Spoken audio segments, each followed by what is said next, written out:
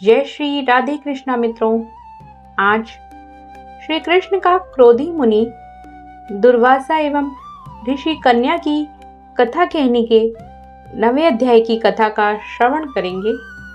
बोलिए भगवान श्री हरि विष्णु की जय। नारद जी बोले, हे मुनि, वह मुनि की पुत्री उस वन में फिर किस प्रकार रही? किसके साथ उसका विवाह हुआ और किस मुनि ने उसका विवाह संस्कार कराया? श्री नारायण जी बोले, पिता के शोक में डूबे रहकर इस प्रकार बहुत सा समय बीत गया। एक समय सहसा ही उस वन में महाक्रोधी दुर्वासा ऋषि उसके निवास पर आ पधारे और उसकी यह दीन दशा देखी। उनका सिर महादेव शंकर की भांति जटाओं से ढका हुआ था। श्री कृष्ण अर्जुन से बोले, ये दुर्वासा वही ऋषि हैं जिन्होंने तुम्हारी माता की पूजा से प्रसन्न होकर उन्हें देव आह्वान शक्ति प्रदान की थी। एक बार इन्हें रुक्मणी के साथ जाते समय रथ में बिठा लिया था। मार्ग में दोनों को प्यास ने सताया। रुक्मणी ने अपने सूखे अधरों से और तालू को दिखाकर मुझे जल लाने को कहा। मैं जल के हेतु पदाघात करता हुआ चला और प्रिया के प्रेम में निमग्न हो उसे भोगवती परी ले आया, जहां रुक्मणी ने तृष्णा को शांत किया। तो मुनि को तत्क्षण महाक्रोध हुआ और प्रलय अग्नि की भांति उठकर उन्होंने श्राप दिया कि हे कृष्ण, तू सदा अपनी प्रिया के प्रेम में निमग्न रहते हो। तुमने उनके ही कारण मेरा तिरस्कार किया और वह अपनी श्रेष्ठता दिखाकर पानी पीती हैं, अतः तुम दोनों का वियोग होगा।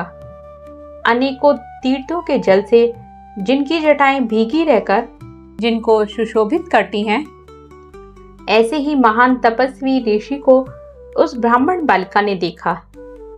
तब वह अपने शोक विहल मुख को ऊपर उठाकर ऋषि को नमस्कार करती हुई उठ खड़ी हुई और अपने आश्रम में ले आई। दुर्वासा ऋषि का आदर भाव से स्वागत किया। अर्घ्य, पाद एवं नाना प्रकार के जंगली फल फूलों में उनका आतिथ्य करके विनय करती हुई बोली, हे महाभाग अत्रि गोत्र कुल के सूर्य, आपको मेरा नमस्कार है। आपके आगमन से मेरे भाग्य का उदय हुआ है। आज मेरे सभी व्रत सफल हुए, सभी पुण्य सफल हुए। ऐसे वचन कहकर वह बाला मौन हो बैठ गई। दुर्वासा ऋषि बोले, हे पुत्री, तुमको धन्य है, तुमने पितृकुल का उद्धार किया है।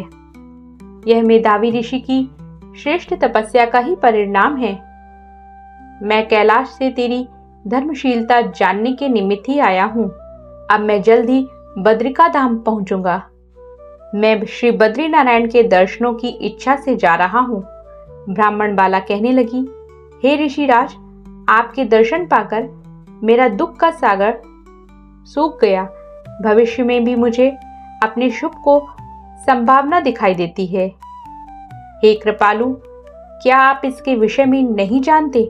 कृपया करके इस अग्नि से बचाइए। हे तपस्वी, शीघ्र ही मुझे उचित उपाय बताएं। मुझसे विवाह करने की कोई भी इच्छा नहीं करता। इससे तो मैं शुदा हो जाऊंगी। इसी भय से मैं सो नहीं पाती। भोजन की इच्छा नहीं होती। हे मुनिराज, अब तो मृत्यु के अतिरिक्त और कोई मार्ग नहीं सूझता।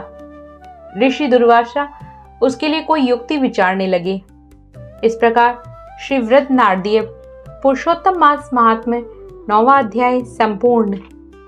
बोलिए भगवान श्री हरि विष्णु की जय। लक्ष्मी नारायण की जय।